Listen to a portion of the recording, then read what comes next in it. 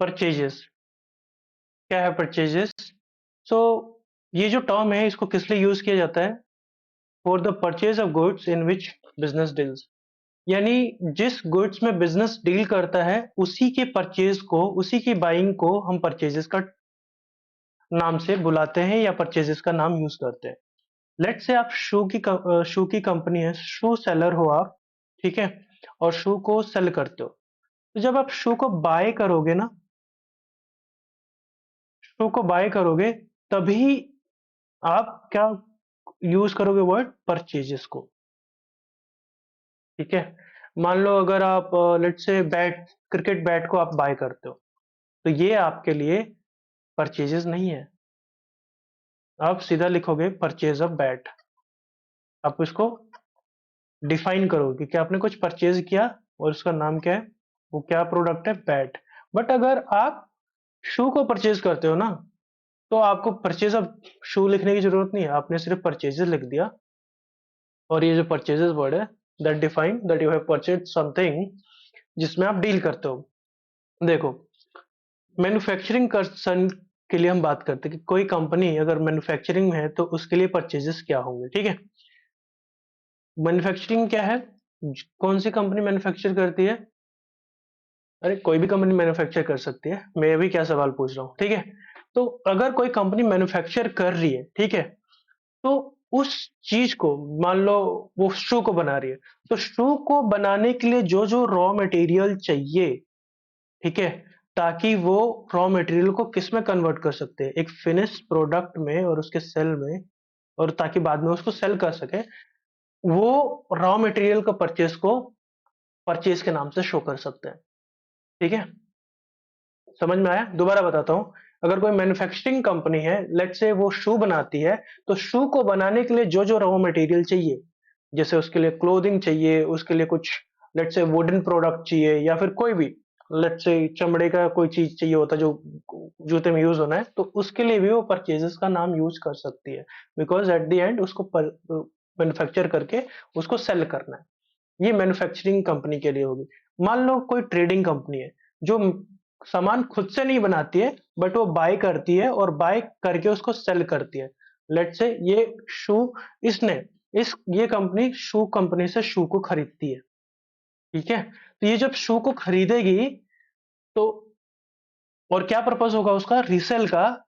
तब उसको क्या बोलेंगे? परचेज के नाम से बोलेंगे। यहाँ पे रॉ मटेरियल को खरीद रहे हैं तो उसको क्या नाम दे रहे हैं? परचेजेस। यहाँ पे शू फिनिश प्रोडक्ट है, उसको खरीद रहे हैं और फिर उसको बाद में बेचेंगे, तो वो भी जो एक ट्रेडिंग कंपनी है, वो जो फिनिश प्रोडक्ट है शू, उसको परचेजेस के नाम से दिखा सकती है। अब लेट से इसने तो खरीदा क्या शू, और इसको बेचना है, बट अगर ये अपने कंपनी के लिए लेट से चेयर खरीदता है, तो ये उसको परचेजेस में नहीं शो करेगा। आई होप आपको ये बात समझ में आ गई हो। So the term purchases includes both cash purchases and credit purchases. यानी कैश में पे करके भी आप परचेज करते हो या क्रेडिट परचेज भी करते हो। ठीक है, और यहीं पे समझने वाली बात है परचेज रिटर्न। परचेज रिटर्न क्या? जो गुड्स आपने खरीदी जिसमें आपके बिजनेस डील करती है, उसको आप रिटर्न कर रहे हो, तभी आप परचेज रिटर्न करोगे, परचेज रिटर्न लिखोगे। लेट से आपकी, जैसे शू का एग्जांपल दिया, शू आपने पहले खरीदा, आप एक ट्रेडिंग कंपनी हो, ठीक है, आपने शू खरीदा और उसको बाद में बेचोगे रीसेल के पर्पज से। ठीक है, अब आपने देखा कि उस प्रोडक्ट में कुछ डिफेक्ट है, अब उसको आप क्या करोगे? रिटर्न करने वाले हो। तो जब रिटर्न करोगे तो रिटर्न क्या कर रहे हो? बाहर कर रहे हो। मतलब परचेज जो आपने किया था उसी को रिटर्न कर रहे हो, तो उसका नाम आप दे दोगे परचेज रिटर्न। ठीक है, अब जैसे मैंने यहाँ पे एग्जांपल दिया था कि आपने चेयर खरीदा और चेयर में कुछ डिफेक्ट है, और आप शू कंपनी, मतलब आप एक शू रिलेटेड कंपनी है जो शू को बाय करते हो, सेल करते हो, बट आपके चेयर में कुछ डिफेक्ट है, तो वो परचेज रिटर्न नहीं कहलाएगा। वो रिटर्न ऑफ पर्टिकुलर चेयर आप लिखोगे वहां पे। ठीक है, अब परचेज रिटर्न का एक और नाम है जिसको हम बोलते हैं रिटर्न आउटवर्ड्स। रिटर्न आउटवर्ड्स क्यों? हमने जो खरीदा उसको बाहर से खरीदा था, तो आउटवर्ड्स अब बाहर वाले को शू को लौटा रहे हैं, तो रिटर्न आउटवर्ड।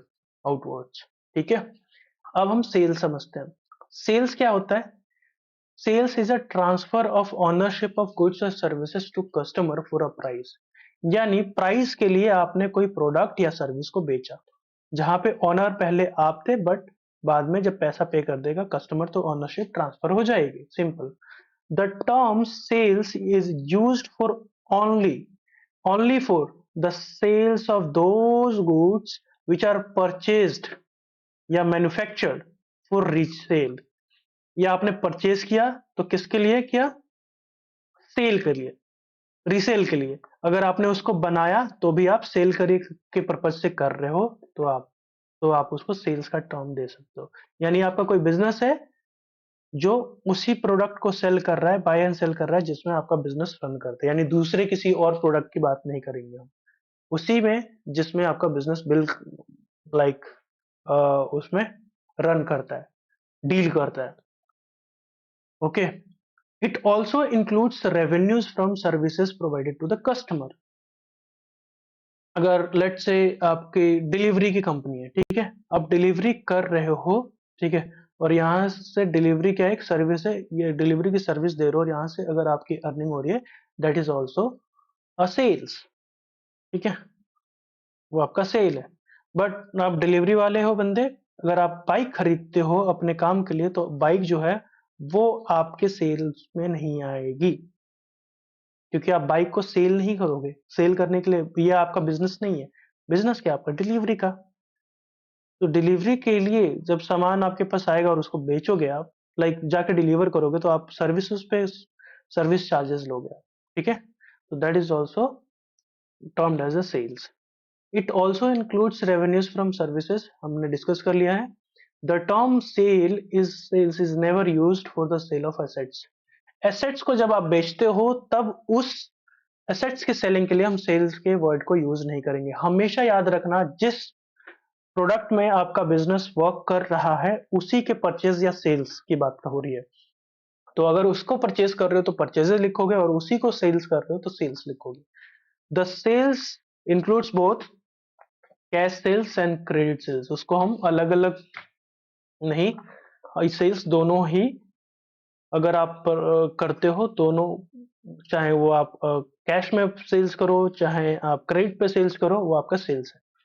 अब सेल्स रिटर्न हुआ, आपने सेल किया था किसी को, किसी कस्टमर को, और कस्टमर को उसमें कुछ डिफेक्ट मिला, वो वापस आपको दे रहा है, वो रिटर्न कर रहा है, तो उसको क्या बोलेंगे हम? Sales return. यानी जो हमने सेल किया था वो रिटर्न हो रहा है हमारे पास, तो सेल्स रिटर्न। और इसका दूसरा क्या वर्ड हो जाएगा? Sales inwards. इनवर्ड क्यों? आपने किसी को दिया था, सेल किया था, वो वापस इन, यानी आपके बिजनेस में वापस आ रहा है, तो इनवर्ड आ रहा है। ठीक है, आपने किसी को, अब यहाँ पे जो ऊपर हमने किया था sales outward, sorry, returns outward, यानी हम रिटर्न कर रहे हैं कहाँ? बाहर। हमने कोई चीज खरीदी थी, अब उसको बाहर रिटर्न कर रहे हैं। रिटर्न्स इनवर्ड का क्या मतलब है? हमने कुछ बेचा था, अब वापस आ रहा है। अब समझो यहीं से कि हमने कुछ बेचा था, वापस आ रहा है, तो रिटर्न इनवर्ड हो गया। हमने कुछ खरीदा था, उसको बाहर, उसको हम रिटर्न कर रहे हैं, यानी रिटर्न कर रहे हैं किसको? किसी बाहरी पर्सन को, तो रिटर्न आउटवर्ड। Got it? अगर ये वीडियो अच्छा लगा तो वीडियो को लाइक करो, शेयर करो और कमेंट करो। लाइक करने से YouTube को पता लगेगा कि ये वीडियो हेल्पफुल है एंड इससे दूसरे लोगों को भी सीखने को मिलेगा। एंड कृपया करके इस चैनल के अदर वीडियोस को भी एक्सप्लोर करो। अगर ये हेल्पफुल है तो चैनल को सब्सक्राइब करो, ताकि आने वाले टाइम में आपको और अपडेटेड वीडियोस मिलती रहे, और बेल आइकन को जरूर से प्रेस कर लेना। तो अभी के लिए thank you and see you in another video.